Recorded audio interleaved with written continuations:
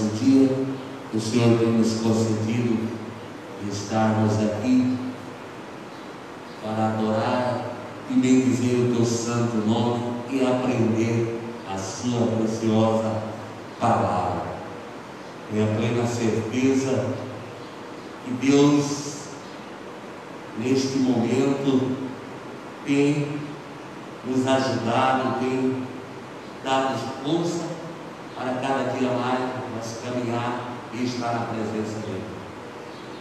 E hoje é uma data muito especial, que é Dia dos Pais. Desde já quero parabenizar todos os pais presentes, a você que está aí na live, que Deus possa continuar abençoando a cada um de nós.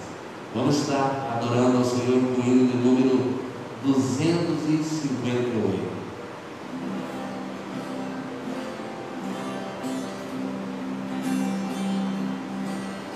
Salvador meu é Cristo Jesus, pois Ele a minha alma salvou, também meus pecados tomou sobre si, na cruz quando Ele tratou, na rocha eterna firmado estou eu, e tenho a salvação. Me esconde Jesus Cristo no manto seu, velando-me com sua mão, velando-me com sua mão. As bênçãos do céu desfrutando estou, em Cristo, Filho de Deus. Alegre eu vivo brilhando na luz, prossigo na senda do céu, na rocha eterna firmado estou eu, e tenho a salvação.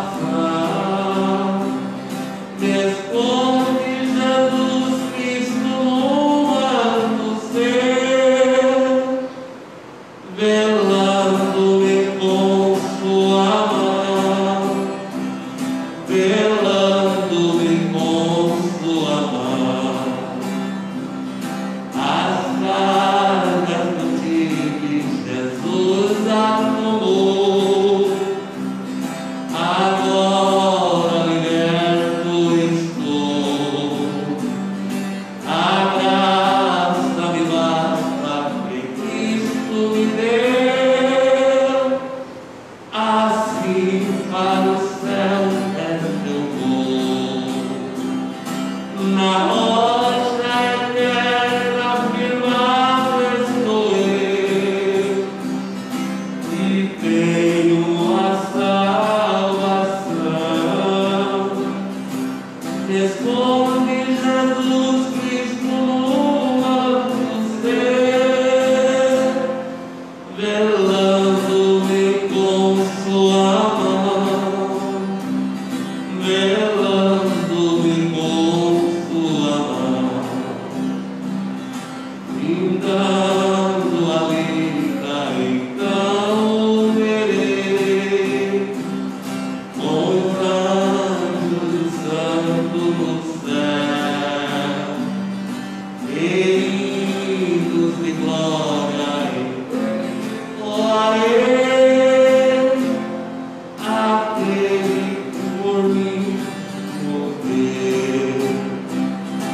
Na rocha eterna firmado estou eu, e tenho a salvação. Me esconde Jesus Cristo no manto seu, velando-me com sua mão, velando-me com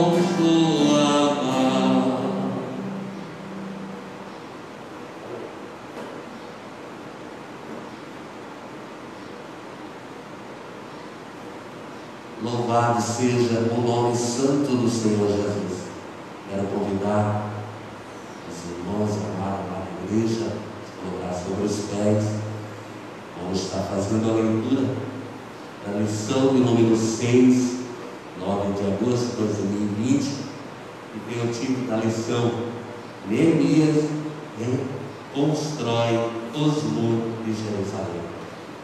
Texto áureo: nunca mais se ouvirá de violência na tua terra, de desolação ou destruição nos teus termos, mas aos teus muros chamará salvação, e às tuas portas louvores. Está lá em Isaías, capítulo 60, versículo 18. Verdade prática: somente despertados podemos vencer qualquer obstáculo para realizarmos a obra de Deus. Leitura bíblica em clássica lá em Neemias, capítulo 1, do versículo 1 ao 4, depois do capítulo 2, do versículo 1 ao 9. Está lendo em igreja juntamente. As palavras de Neemias, filho de Acalias, que sucedeu no mês de Quisleu, no ano 20, estando eu em Susã, ou a fortaleza.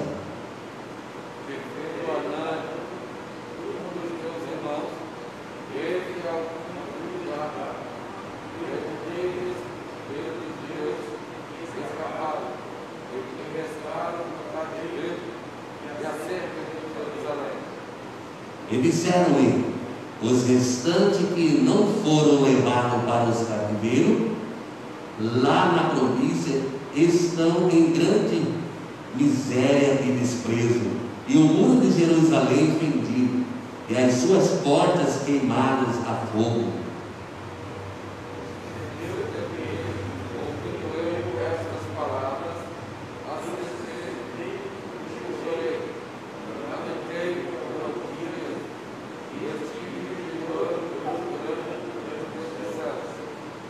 Sucedeu, pois, no mês de Nissan, no ano 20 do rei Artaxerxes, e estava posto vinho diante dele, e eu tomei o vinho e dei ao rei, porém nunca antes estivera triste diante dele.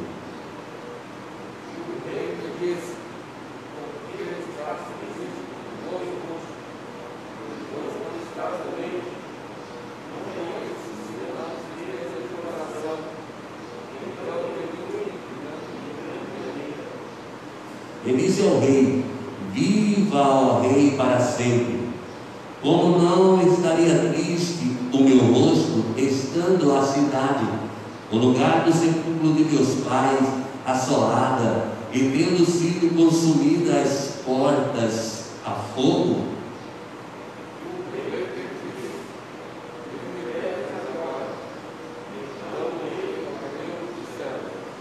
E disse ao rei: se é do agrado do rei, e se o teu servo é aceito em tua presença, peço-te que me envie ajudar a cidade dos sepulcros de meus pais, para que eu a edifique.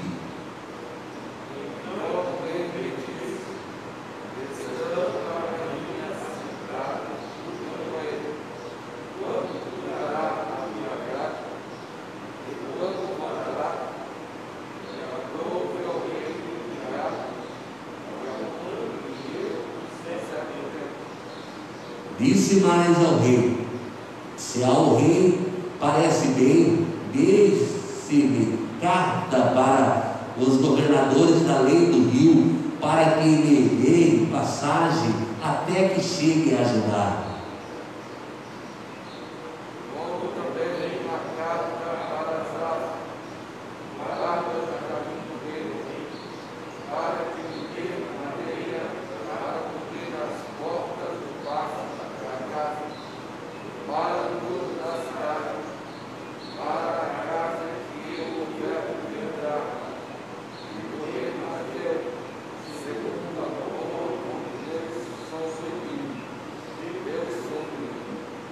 Então vi aos governadores da lei do rio e dei-lhe as cartas do rei, e o rei tinha enviado comigo chefes de exército e cavaleiros. Amém, glórias a Deus. Nesta manhã, desde já também quero apresentar o cooperador Edson, que nos atendeu com muita alegria, e nesta manhã ele estará lecionando esta lição, e que o Senhor possa abençoar ele nesta manhã, e que ele venha falar tudo conforme o Espírito Santo de Deus colocou em seu coração. Quanto deseja a oração nesta manhã, eu e a família, oramos. Senhor meu Deus, aqui estamos diante de tua presença, queremos agradecer, Pai Celeste, por esta manhã maravilhosa, por este dia maravilhoso, ao qual o Senhor tem nos concedido com mais uma oportunidade de estar diante de tua presença. E nesta manhã eu quero apresentar, Senhor meu Deus, o cooperador Edson, que estará falando a sua palavra. Venha, Senhor meu Deus, abençoar cada um que está acompanhando na live, a cada um que está aqui, Senhor meu Deus, que veio aprender a sua preciosa palavra. Vai de encontro, Senhor meu Deus, na vida daqueles que estão enfermos, daqueles que estão na UTI, em casa de recuperação, aqueles que estão ali nos presídios, Pai, esperando o alvará de soltura. Venha, Senhor meu Deus, capacitar cada um de nós, nos ajudar a compreender a sua preciosa palavra nesta manhã. É o que eu te peço e agradeço, em nome do Senhor Jesus.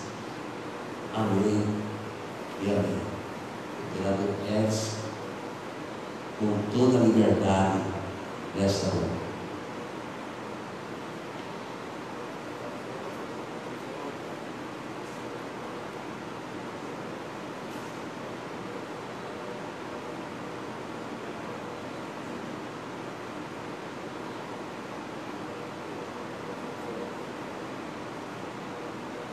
Salve a todos com a paz do Senhor. Tirei a minha máscara aqui, estou um pouco isolado aqui sozinho, fica mais fácil para falar. Quero agradecer a Deus pela vida, pela saúde, pela oportunidade de poder estar aqui no primeiro culto da semana para exaltar e agradecer o Senhor. Estou com um frio na barriga, um pouco trêmulo, e que o Senhor Deus possa nos ajudar e nos dar graça para falar essa lição. Toda vez eu fico assim, porque é uma grande responsabilidade falar a palavra de Deus para pessoas que a palavra de Deus ela é muito poderosa, e se a gente falar de qualquer forma, pode ser que ela não tenha eficácia. E o nosso objetivo é que a palavra de Deus seja eficaz na vida de vocês que ouvem nesta manhã. Nós estamos aqui diante da sexta lição desse trimestre, e nós temos aqui o título desse trimestre: Os princípios divinos em tempos de crise. A reconstrução de Jerusalém e o avivamento espiritual como exemplos para os nossos dias. Essa é a capa da nossa lição da CPAD, um título muito propício para a nossa atualidade. Os princípios divinos em tempos de crise. Quem confia em Deus, Deus sempre age em tempos de crise. No momento certo, Ele sempre age. E aqui nós temos o tema da nossa sexta lição: Neemias reconstrói os muros de Jerusalém. O nosso textual está em Isaías 60:18, que já foi lido. E a nossa verdade prática diz: somente despertados podemos vencer qualquer obstáculo para realizarmos a obra de Deus. Somente despertados. Há uma grande importância na vida do crente de não desfalecer a vossa fé, o vosso ânimo, porque uma pessoa desfalecida jamais conseguirá fazer a obra de Deus e nem realizar a obra de Deus diante dos obstáculos e das adversidades. Por isso tem que ter ânimo, força e fé. E a responsabilidade dos ensinadores, dos líderes, é sempre estar despertando as pessoas na fé e na vontade de querer trabalhar para Deus. Porque por si só, ninguém consegue vencer se não for ajudado. Glória a Deus por isso. O objetivo da nossa lição é mostrar como Deus respondeu às orações de Neemias, como foi a ida e a chegada de Neemias a Jerusalém, como Neemias iniciou a reconstrução dos muros, que o levantamento dos muros provocou grande oposição, como foi a inauguração solene dos muros, a respeito dos ensinos que a construção nos traz, nos mostra que a construção dos muros nos traz. Aqui nós temos 6 tópicos, é uma lição um pouco extensa, mas com a graça de Deus nós vamos falar dela de uma forma bem resumida para que você possa entender. Então a nossa introdução diz: nesta lição estudaremos como os muros de Jerusalém foram levantados e como Deus levantou o homem certo para executar esta obra. A obra era de Deus, o qual, como dono da obra, providenciou tudo que era necessário para a sua realização, desde a autorização do rei para o envio de Neemias até os recursos para custear a construção. O livro de Neemias é um livro muito chamativo, é um livro que inspira fé, que inspira confiança e que gera desejo no coração das pessoas a fazer a obra de Deus. O livro de Neemias é um livro pequeno, um livro de 13 capítulos, de 406 versículos, e eu convido a você que ainda não leu por inteiro esse livro de Neemias, leia. O maior capítulo de Neemias tem 73 versículos e o menor tem 18. Se você quiser ler, leia, e Deus vai te abençoar poderosamente. Leia sempre pedindo que o Espírito Santo te dê entendimento, te dê interpretação, para que você entenda segundo a vontade de Deus, e Deus vai fazer uma grande obra na sua vida. Aqui no nosso primeiro tópico nós temos: Deus responde às orações de Neemias. Se Deus responde, por que Neemias orou? E o porquê Neemias orou? Essa é a minha pergunta. O porquê Neemias orou? Porque quando uma pessoa ora, ela ora com um propósito, com um objetivo. E Neemias aqui orou com um propósito, orou com um objetivo. E dentro do propósito, dentro do objetivo é que Deus responde. Às vezes, muitas pessoas oram e às vezes não têm a resposta de Deus. Talvez não orou com objetivo, talvez não orou com propósito, talvez orou com um propósito que não está diante da vontade de Deus. Porque há essa controvérsia também. Precisamos orar diante da vontade de Deus, para que Deus nos responda segundo o seu querer e a sua vontade. O porquê Neemias orou? Vamos descobrir aqui na lição. Anani contou como os judeus que havia retornado de Judá após o cativeiro estavam em grande miséria.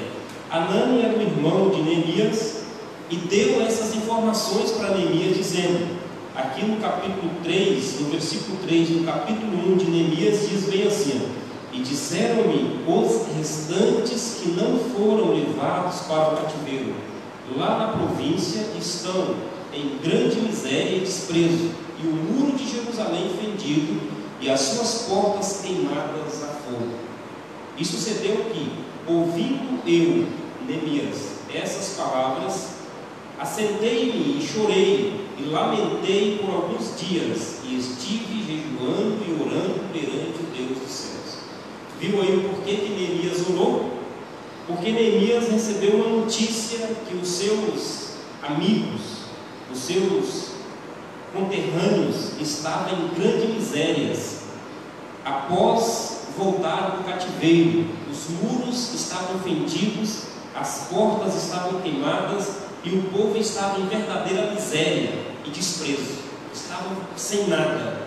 E Neemias se compadeceu disso. Olha que Neemias compadeceu com o sofrimento do outro, não era com ele. Ele estava bem, ele era copeiro em palácio real, ele tinha uma vida bem estabilizada, ele era alguém que exercia uma influência na presença do rei. Jamais ele poderia se preocupar com alguém, ele estava bem, porém ele era alguém que tinha um coração humilde e que preocupava com as pessoas, ele tinha um amor ao próximo. Então, quando ele ouviu essas coisas aqui, ele se compadeceu. E aqui no versículo 4 diz que ele chorou, lamentou e jejuou por alguém. Observa que ele chorou, lamentou e jejuou por alguém que não era parente dele, que não era ele. Observa o propósito de Neemias. Então Neemias orou e jejuou com esse propósito, a favor de alguém.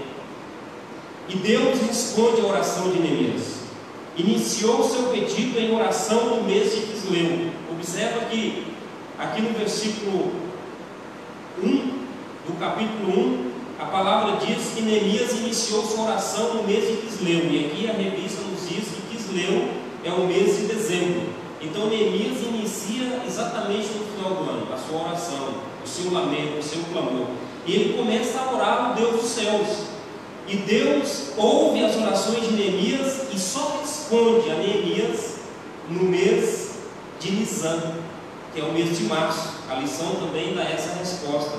Observa que Deus demora aproximadamente de 3 a 4 meses para responder a oração de Neemias. E lá em Mateus, no versículo 7, no capítulo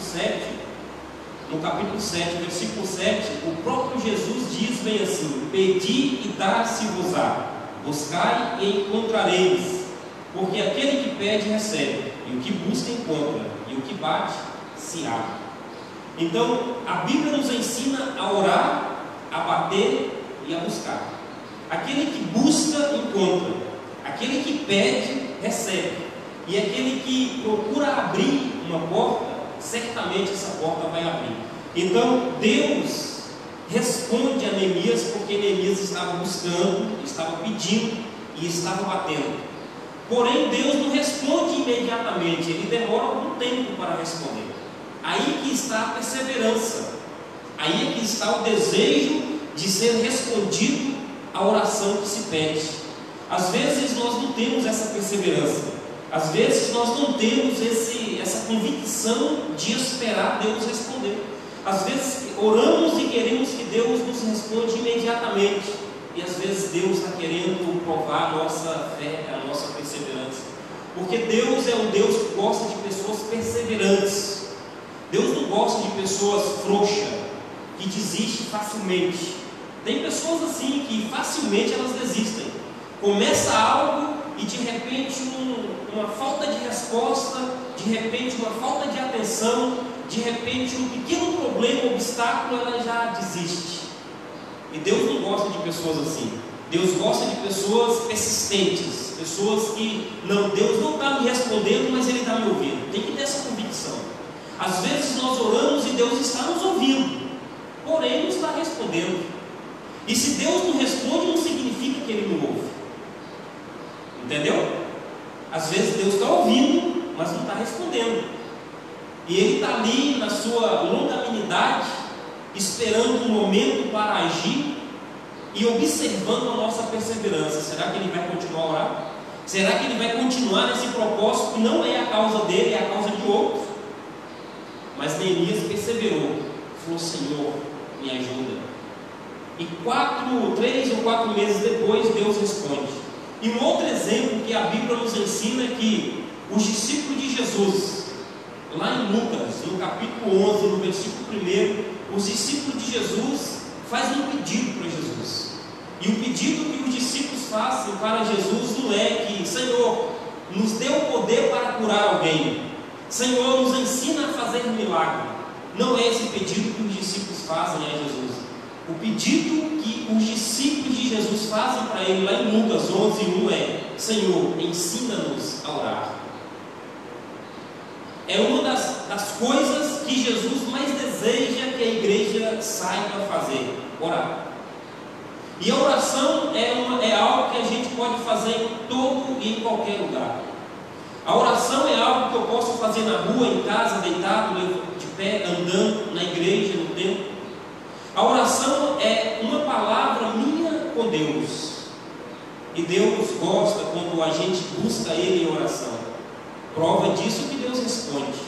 Às vezes não responde de imediato, mas responde ao longo prazo. É o que Deus quer de nós: perseverança, fé e acreditar que Deus pode nos ouvir, acreditar que Deus pode nos responder. Por isso precisamos acreditar em Deus. Amém? O segundo ponto aqui na lição é: Neemias chega a Jerusalém. Neemias faz levantamento da real situação dos muros. A chegada de Neemias a Jerusalém.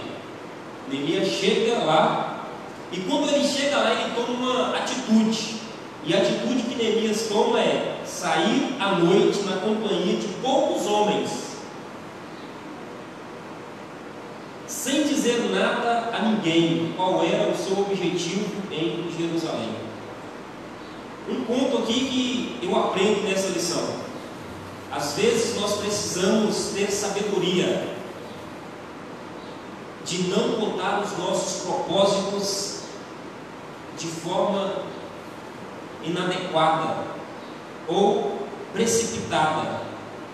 Não devemos contar os nossos propósitos a ninguém, sem que seja no momento certo. Observa que Neemias chegou a Jerusalém e ele foi conhecer primeiro o problema.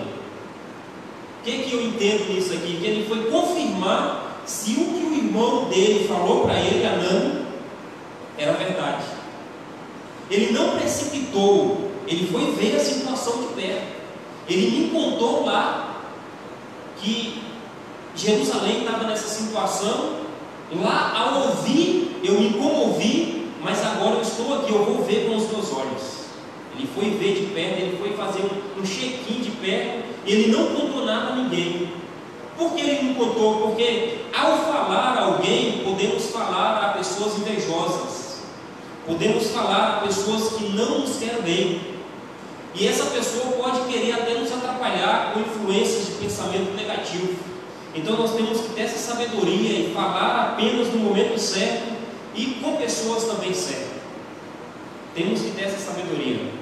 Neemias declara a sua intenção de reedificar os muros. Depois que Neemias viu o problema, depois que Neemias viu a situação, Neemias agora resolve falar para as pessoas. Tendo se inteirado da verdadeira situação dos muros de Jerusalém, Neemias convocou judeus, os nobres e os magistrados, e todos os que faziam a obra. Observa a forma de Neemias trabalhar. Aqui eu observo uma grande humildade em Neemias. Neemias viu a situação, aí ele faz uma convocação, e olha as pessoas que ele convoca: os judeus, os nobres, os magistrados e todos que faziam a obras. Aqui vamos discriminar essas pessoas aqui como os humildes, aqueles que não tinham nada, porque aqui fala os nobres, os ricos, os magistrados, os estudados e os que faziam a obra, aqueles que não tinham formação nenhuma. Até eles foram convocados por Neemias. O que eu entendo com isso aqui? Que Deus não deu tudo a todos, mas Deus repartiu com todos. Entendeu? Deus não deu tudo para uma pessoa só, mas Ele repartiu tudo para todos. Entendeu?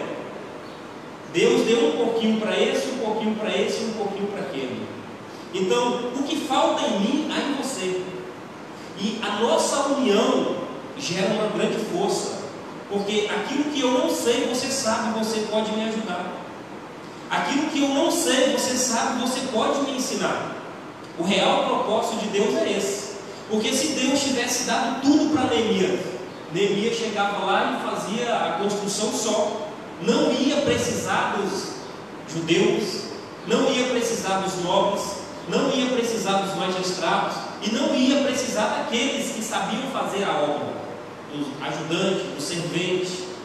daquele que fazia limpeza, daquele que tirava o entulho, daquele que não sabia fazer nada, mas sabia apenas puxar um cabo da enxada.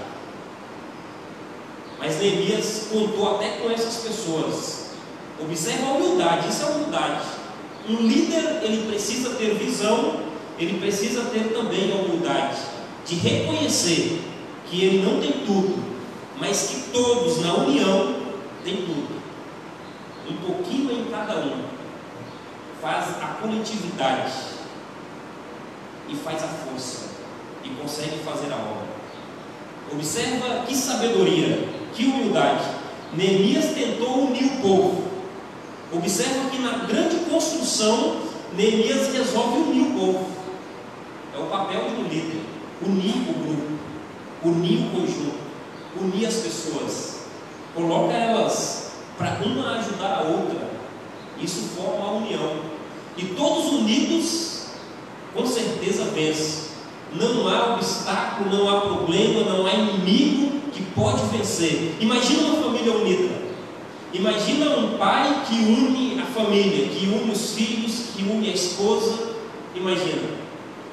Eu ouvi um testemunho de um militar. Ele é capitão do exército e ele tem uma família de uns 3 filhos, a sua esposa. E ele disse que ele ensina a união dentro da casa dele, que se houver uma só banana e alguém sentir vontade de comer ela, a pessoa não vai comer aquela banana sozinha.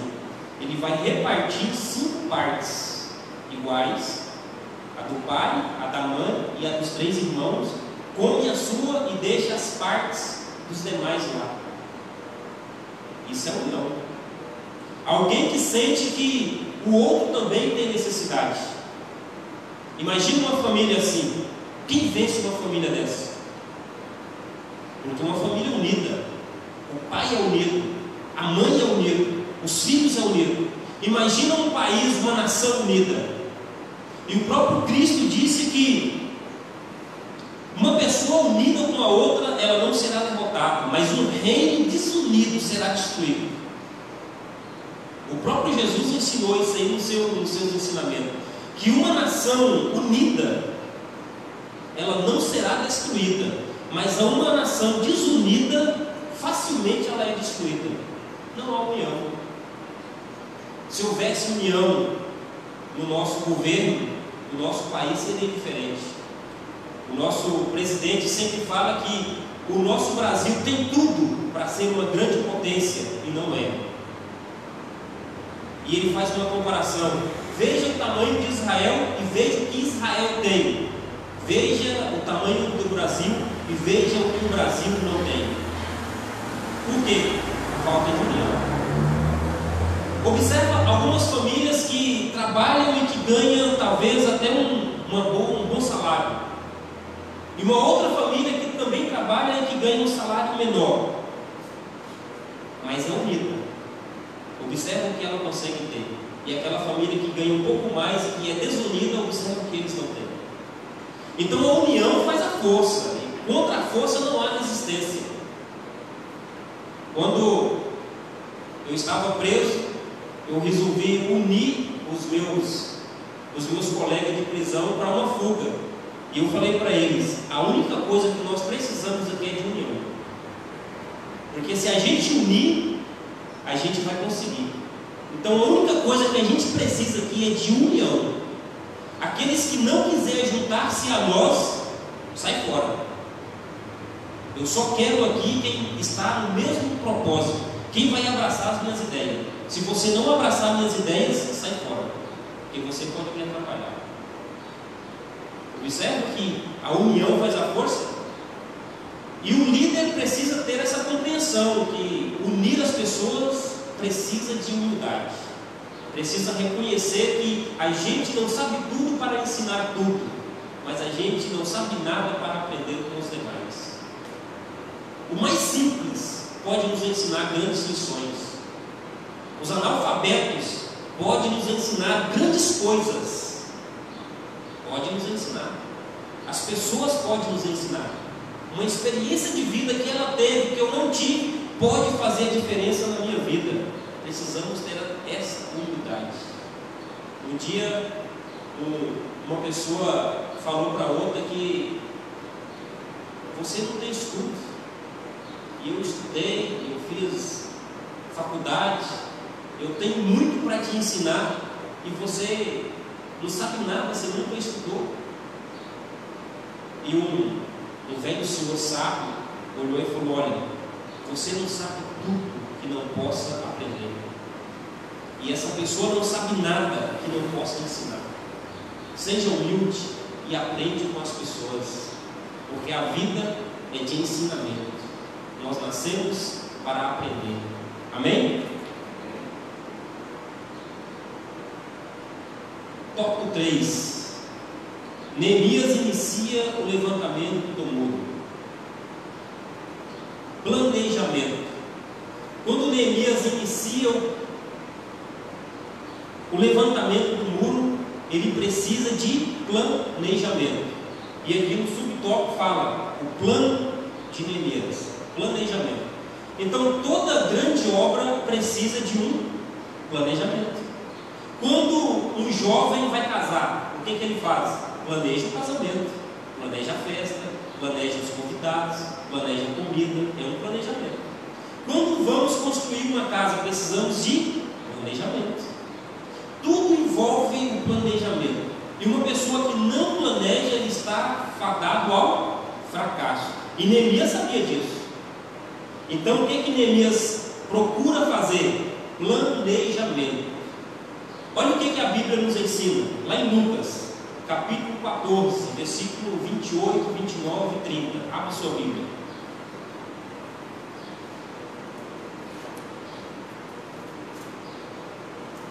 Evangelho de São Lucas, capítulo 28, capítulo 14, versículo 28, 29 e 30. Olha o que a Bíblia nos ensina.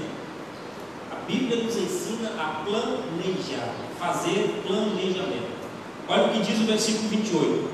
Pois, qual de vós, querendo edificar uma torre, não se assenta primeiro a fazer as contas dos gastos, para ver se tem como que acabar, para que não aconteça que, depois de haver posto os alicerces, e não a podendo acabar, todos os que a vierem comecem a escarnecer dele, dizendo: este homem começou a edificar e não pôde acabar.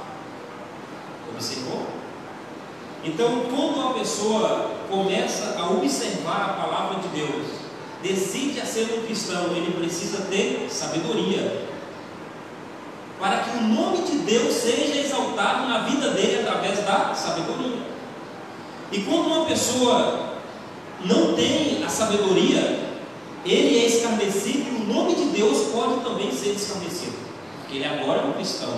Mas a Bíblia nos ensina a fazer planejamento, e Neemias fez isso. Neemias planejou. Então, o que você for fazer, procure planejar. Um dia um amigo meu, ele é de outra denominação, ele comprou uma caminhonete. Ele ficou feliz e falou para mim: eu comprei uma caminhonete. Falei: que bom. Ele falou: Deus me deu uma caminhonete. Falei: que bom, Deus é bom, Deus faz isso. Aí passou uns 2 meses, eu voltei a ver ele estava no Uno. Eu falei: agora você comprou um Uno também? Não, tive que trocar a caminhonete do Uno. Eu falei: mas por quê? Não aguentei pagar. Eu falei: vixe. Eu falei: mas como que era a prestação? Ele falou: eu pagava 1.200 da prestação. Aí chegou o final do mês, veio o documento, também precisei pagar o documento do carro. Aí depois veio o combustível. Aí eu tive que pagar a conta de água, energia lá em casa. O meu salário ficou pequeno, não deu. O que aconteceu com esse homem? Não planejou. Eu ganho tanto, eu preciso fazer os meus gastos com tanto. Falta de planejamento. Aqui entra um planejamento financeiro nisso aqui. Há pessoas que passam por dificuldade, por lutas, por problemas, e às vezes diga: ah, Deus está me provando, eu estou passando por uma prova, irmão. Às vezes não é prova, às vezes é consequência.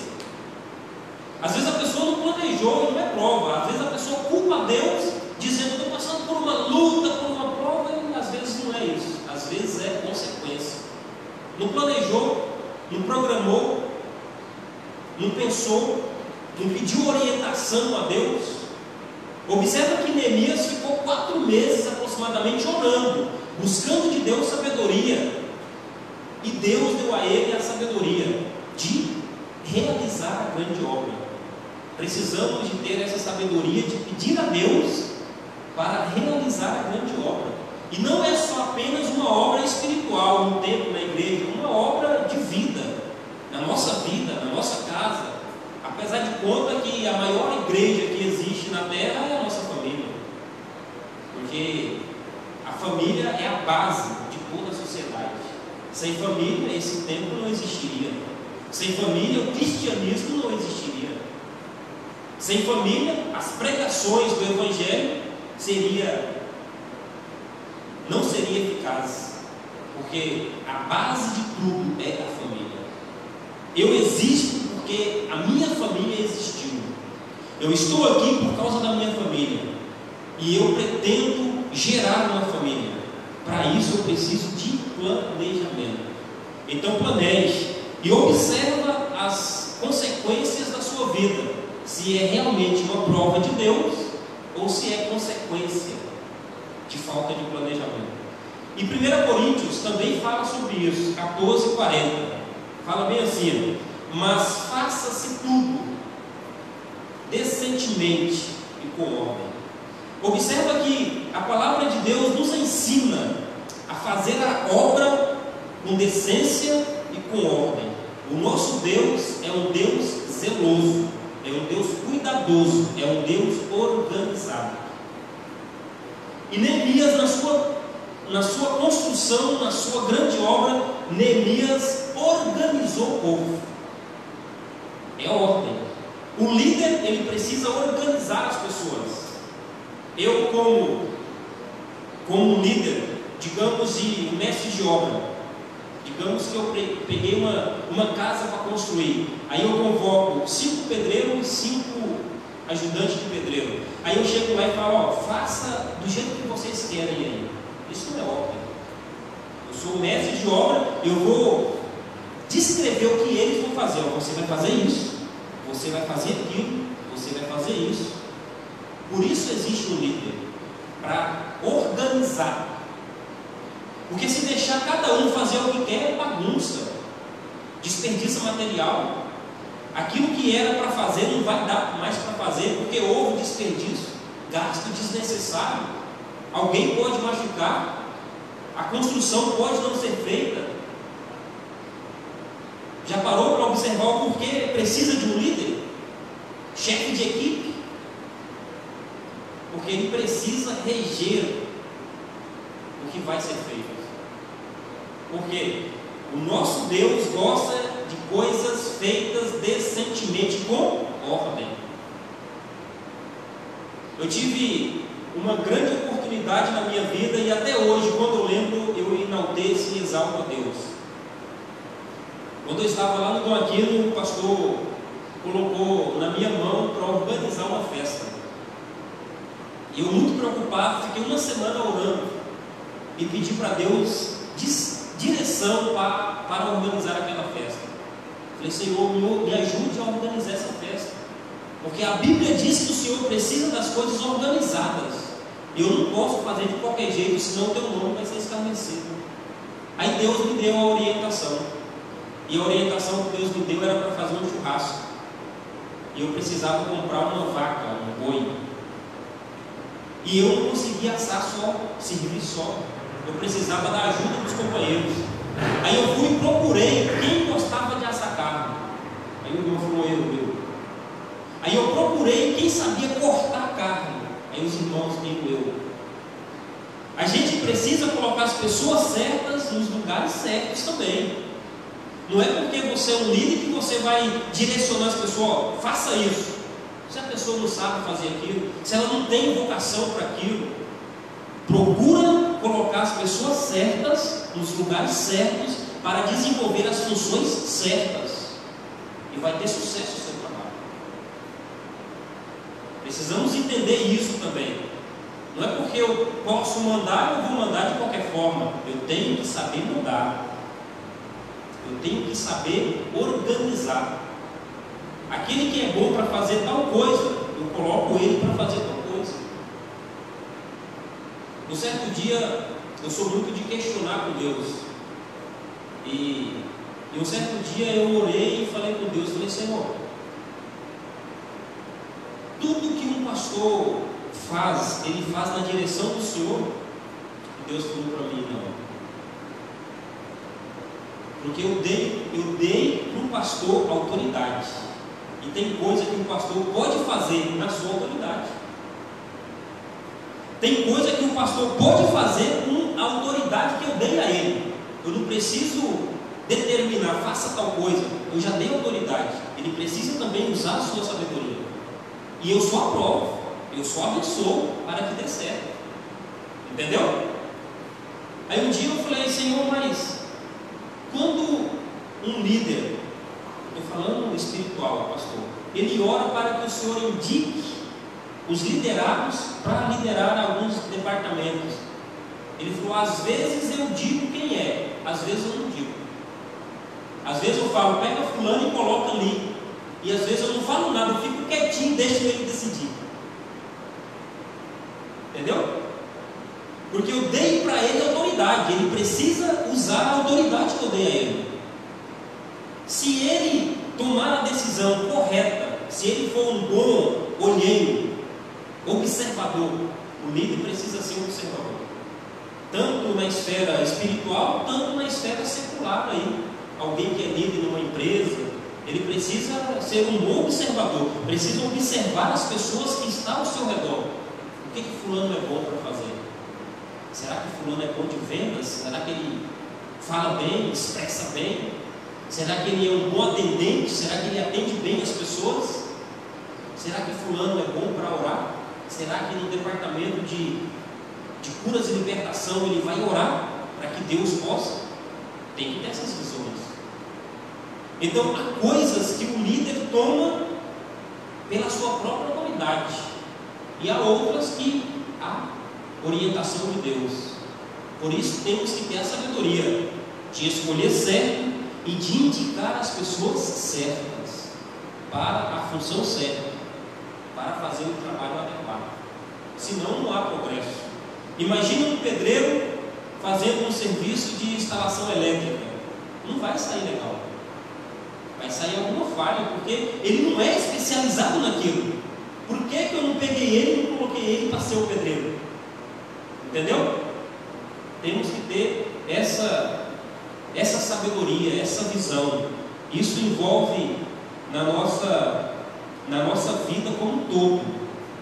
Porque o Senhor Deus pode nos levantar aqui para um dia ser pastor, um dia ser o gerente de uma empresa, um dia ser o dono da própria empresa. E a Bíblia nos ensina tudo isso. E se você tiver alguma dúvida e quiser saber mais sobre isso, procura ler a Bíblia na sabedoria do Espírito Santo. Com certeza Deus vai te ensinar grandes coisas. Aquilo que você não sabe, aquilo que o seu pequeno pensamento e entendimento não consegue nem imaginar, Deus revela no seu coração. Amém? Quarto tópico. O levantamento dos muros provocou grande oposição. A obra de Deus é espinhosa. O trabalho de Deus é dessa forma. Gera oposição. Porque afinal de contas a nossa luta é contra o mal. E o mal sempre opõe contra a obra de Deus. Contra tudo que a gente faz sempre há oposição. No trabalho, sempre há oposição. Na igreja, em casa. Afinal de contas nós lidamos com pessoas racionais, que têm o direito de concordar ou discordar da sua visão. E é nisso que envolve o nosso jogo de cintura, como se diz, de saber convencer a pessoa que a sua visão é boa, para que ela concorde e ande junto com você. Porque a Bíblia diz que não pode andar dois juntos se um não estiver de acordo. Então, se você estiver andando em dois E se você não conseguir convencer o seu parceiro que a sua visão é melhor do que a dele, vai haver uma oposição entre vocês dois. Aqui envolve a família também. Às vezes nós precisamos explicar o nosso pensamento. A esposa para o marido para a esposa, para os filhos. Eu tenho uma cunhada que ela tem uma grande oposição na sua casa, sua própria filha. Só que as ideias dela são boas. E o porquê a filha dela é opositora dela? Porque ela não consegue explicar para a filha que a ideia dela é boa.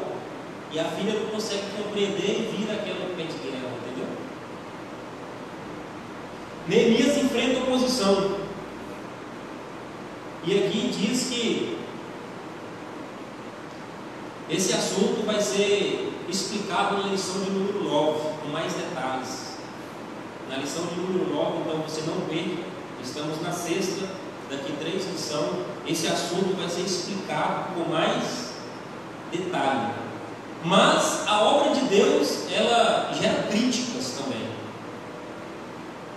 E quem está na frente de um trabalho, seja na obra de Deus, ou seja em qualquer outro lugar, tem que estar preparados para críticas.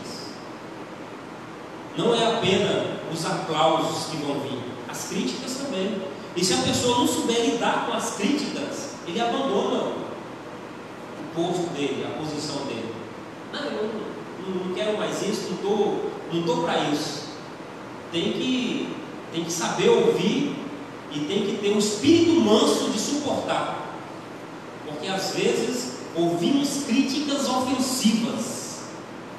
E se não tiver um espírito manso de suportar, viramos uma pessoa sanguinária. É verdade. Então, diante de uma grande obra, vai levantar grandes opositores e vai te criticar, vai te ofender. E se você não tiver a sabedoria de suportar, ter mansidão de suportar, você pode perder a sua posição. Então, temos que aprender a ouvir as críticas, a entender as críticas. E há críticas que vêm por bem, há críticas que realmente precisamos. E se não tivermos a humildade de discernir aquilo que precisamos e de melhorar aquilo que precisamos, a nossa vida nunca vai ser melhor. Porque nós precisamos melhorar, nós não somos perfeitos. Não existem pessoas perfeitas que fazem tudo perfeito. Nós erramos, nós somos seres humanos, estamos fadados ao erro, precisamos aprender. E às vezes a pessoa que queira nos ensinar não tem a sabedoria de nos ensinar, às vezes ela ensina criticando. Há isso também. E nós precisamos ter essa sabedoria de aprender com as críticas e de suportar as críticas. Porque há críticas ofensivas. E se não souber suportar, nós xingamos, nós amaldiçoamos e nós escarnecemos o nome de Deus. Porque nós somos cristãos. Imagina lá na empresa que você trabalha, chegar alguém e começar a te criticar, uma crítica ofensiva, e de repente você perder o equilíbrio e começar a amaldiçoar aquela pessoa. Alguém que estiver de longe, olha e fala: esse não era cristão, não é crente. Ah, é da Assembleia de Deus. Imagina. Ali não é apenas o seu nome, ali já está envolvido o nome de Deus. E o nome de Deus já está sendo escarnecido porque você não teve o equilíbrio de suportar a crítica. Um certo dia, um jovem chegou na casa do pastor e falou: pastor, eu fiquei sabendo que vai ter levantamento de obreiros. E eu vim aqui, eu já estou na hora já, pastor. Faz tempo que eu estou aí servindo, ajudando. E o pastor falou para ele: não, você ainda não está na hora, aguarda mais um pouco. E ele falou: não, pastor, eu estou aqui, quando o senhor chegou aqui eu já era cooperador e eu estou ainda como cooperador até hoje. Até quando, pastor? O pastor falou: calma, você ainda não está preparado. E nessa situação o pastor tomava tereré. E de repente o pastor pega e joga erva no rosto daquele irmão, e o irmão ficou bravo, nervoso. Aí o pastor: não disse que você não estava preparado? Pensar uma coisa e estar outra. Entendeu? Pensar é uma coisa, estar é outra. Um dia eu estava no grande templo e um amigo meu lá do Colina Verdejante, Vaza Grande, eu sempre ia nessa igreja lá, a convite do meu amigo presbítero Alex Matias. E um certo dia eu estava no grande templo lá e de repente um irmão saiu bravo de lá e chutou o cesto de lixo na entrada do grande templo ali e saiu amaldiçoando o pastor, porque o nome dele não foi falado lá naquele dia. Ele não estava preparado. Imagina se uma pessoa dessa recebe poder. Entendeu? Temos que aprender a receber críticas. E no tempo certo de Deus, Deus a abençoa. Porque a bênção vem de Deus. E se Deus quiser usar o homem, Ele usa. E se Deus não quiser usar o homem, Ele cria uma situação. Vai fugir da missão, mas eu conto. O evangelista Jorge Aguiar, hoje ele é evangelista, na época ele era apenas cooperador, lá do Dom Aquino, um grande ensinador da palavra de Deus. Eu sou admirador dele. Ele estava no Dom Aquino servindo a Deus e a vida inteira como cooperador. E para ensinar a palavra como ele ensina muito bem. E de repente o pastor Proença tinha um fusquinha, foi na casa do pastor Sebastião. E o fusquinha do pastor quebra na porta da casa do pastor Sebastião. Aí quem que o pastor Proença lembra de ligar? Para o evangelista Jorge, que hoje é evangelista, na época cooperador. Ele era funcionário público, trabalhava à noite e durante o dia estava de folga. Ele pode me socorrer, ligou para ele. Jorge, vem aqui e me socorre. O Jorge monta na motinha dele e vai. Quando ele chega lá e desce da motinha, o pastor Sebastião olha para ele e fala: estava te esperando. Deus falou que você viria aqui hoje. Vem aqui dentro que eu vou te ungir a presbítero. Isso aconteceu com hoje evangelista Jorge Aguiar, meu amigo, conheço ele. Eu presenciei esse testemunho do pastor Proença e dele apresentar à igreja essa situação. Viu? Então precisamos aprender a suportar críticas. Às vezes nós precisamos suportar para que Deus possa nos aprovar em qualquer situação. Porque se eu suportar crítica e não amaldiçoar, não xingar, não estabelecer, Deus vai me aprovar. Isso aconteceu com Neemias, mas vai ser bem melhor explicado isso aqui na lição de número 9, não perca. Segundo subtópico, tópico 4. O muro foi concluído. Esta vitória teve grande repercussão, até os inimigos tiveram de reconhecer que o nosso Deus fizera a obra. Viu? Até os inimigos de Deus, até os inimigos de Neemias, teve que reconhecer que Deus fizera aquela obra. A obra de Deus é de perseverança.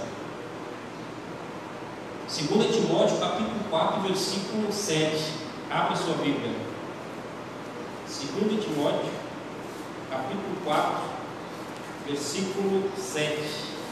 Olha o que a Bíblia fala. Combati o bom combate, acabei a carreira e guardei a fé. Perseverança. Temos que combater o bom combate, terminar, chegar no final. A grande vitória não é para aqueles que começam, é para aqueles que terminam. Porque começar, todos começam. Quantos começaram construções? Quantos começaram um relacionamento? Quantos iniciaram a sua vida de cristão? Então a vitória não é desses. A vitória é de quem termina. Passa pela luta, pela peleja, mas chega no final e diz: combati um bom combate, acabei a carreira, mas eu guardei a fé. Ninguém tomou ela de mim. Entendeu? A fé ninguém rouba de você. Quinto tópico: o muro foi solenemente inaugurado. Purificaram-se os sacerdotes e os levitas, e logo purificaram todo o povo e as portas e o muro. aqui Neemias faz uma inauguração da grande obra. O que é inauguração? Podemos dizer hoje como um culto de ações de graças. Render a Deus gratidão por tudo que fez. Temos que ser gratos a Deus. Por tudo que começamos, por tudo que terminamos, render graças a Deus. E aqui diz que ele estava com levitas, significa que eles cantaram louvores em agradecimento a Deus. E lá no livro de Neemias, capítulo 8, versículo 10, diz bem assim: porque a alegria do Senhor é a nossa força. A minha força é a alegria de Deus. Amém? Sejamos gratos a Deus. Sexto subtópico, já terminamos. Os muros trazem ensino simbólico importante. O que o muro representa? Segurança. O que o muro representa? Fortaleza. Então, uma cidade murada, ela é uma cidade fortificada. É uma cidade que tem segurança. E o que o muro representa na minha vida? Aqui diz simbolicamente. Na minha vida o muro é simbólico. Representa a salvação. Eu estou guardado debaixo da sombra do Onipotente. Estou protegido. Um anjo do Senhor acampa ao redor do que os teme e os livra. Eu estou guardado. Eu estou sendo livrado. Então a salvação na vida da pessoa representa segurança. Eu estou seguro. Eu estou seguro que eu estou protegido diante de Deus. Então a pessoa que ainda não tem essa proteção, que ainda não tem esse muro como segurança, precisa imediatamente dessa segurança. E nós que temos, precisamos zelar dela. Porque o muro em nossa vida representa segurança. Vamos ver Romanos 5:1 e já termino. Romanos capítulo 5, versículo 1. Olha o que diz: sendo, pois, justificados pela fé, temos paz com Deus, por nosso Senhor Jesus Cristo. A salvação na minha vida gera justificação para mim. Entendeu? Deus me justifica e traz paz em Deus para mim. Então a salvação gera benefícios. A salvação gera segurança, gera proteção, gera paz, gera alegria. Quem tem não perca, e quem não tem procura tê-lo, e Deus vai nos abençoar de uma forma poderosa. Lá em Provérbios capítulo 8, versículo 13, é o último versículo.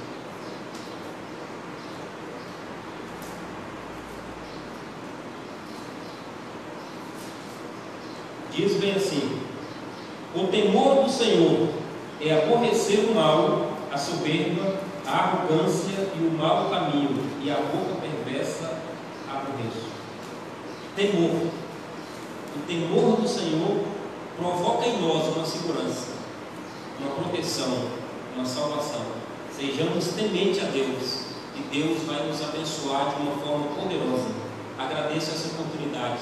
E se não foi muito bem explicado, que os irmãos me ajudem em oração para que o Senhor nos conceda sabedoria. E na próxima lição, quem sabe eu explico melhor se eu tiver essa oportunidade.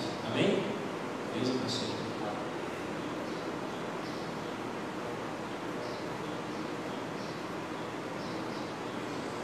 Louvado seja o nome santo do Senhor Jesus. Boa foi essa palavra desta manhã.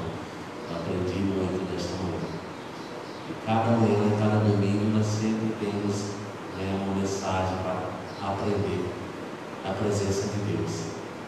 Queremos ouvir aqui a nossa secretária, que estará fazendo uma homenagem aos Dias dos Pais, e logo ela estará também entregando uma lembrancinha do André Bebê. E aí o pastor está com toda a liberdade para nos despedir com a bênção apostólica. Deus abençoe a todos em nome de Jesus.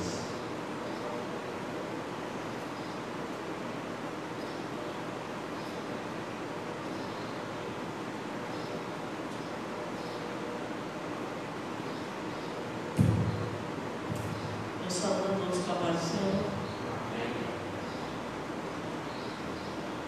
Nessa manhã especial, quero parabenizar a todos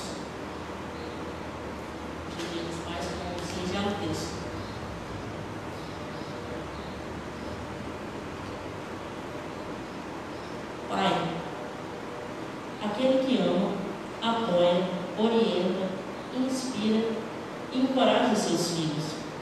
Protetor, professor e incentivador. Amigo, companheiro, fiel escudeiro.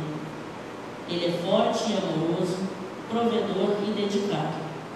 Paciente e presente, aquele que dá dó. É amado pela criança, incompreendido pelo adolescente e é careta para o jovem, tornando-se amigo quando nos tornamos adultos. Aquele que, independente de laço sanguíneo, é quem cria, cuida e ama. Uma pessoa que te pega quando você cai e te permite tentar de novo. Admirado e muito amado, muitas vezes referido como o primeiro herói do filho e o primeiro amor da filha. Tem o dom de contar piadas ruins, mas que ainda assim te fazem rir. Ele escuta e respeita as instruções da mamãe, mas sempre arranja uma maneira de fazer tudo de forma mais divertida. Atende por pai, papai, paiê, paizinho, painho, paizão ou qualquer outro nome carinhoso que você decida chamar. No fim, o sentimento é sempre o mesmo, o amor. Parabéns por enfrentar a vida com coragem e ensinar os filhos o caminho da felicidade. Um parabéns especial aos pais cristãos por ensinarem aos seus filhos o caminho da salvação. O homem justo leva uma vida íntegra. Como são felizes os seus filhos. Provérbios capítulo 20, verso 7. Essa é uma homenagem da EBD a você, pai.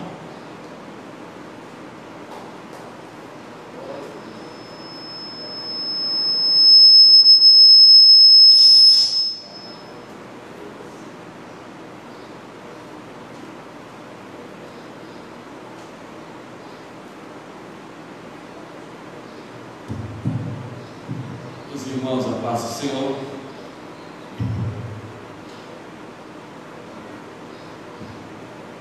Nós somos gratos a Deus por essa oportunidade que o Senhor nos concede de estarmos mais uma vez na sua casa e nesta feita aprendendo mais uma porção da sua palavra. Nós vamos agradecer a Deus por este momento que nós passamos aprendendo de Deus a sua porção. Você que está conosco, que está nos ouvindo, Deus possa te abençoar e despertar, para que você também possa estar na casa do Senhor.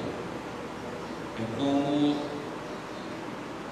você tem um cartão de crédito, você está só usando, a fatura vai chegar. Então, desperte enquanto é tempo, enquanto é dia. Foi o que nós aprendemos aqui na lição com o nosso professor, o Dr. Edson, falando a respeito de Neemias. Nós vamos ficar em pé, vamos terminar agradecendo a Deus.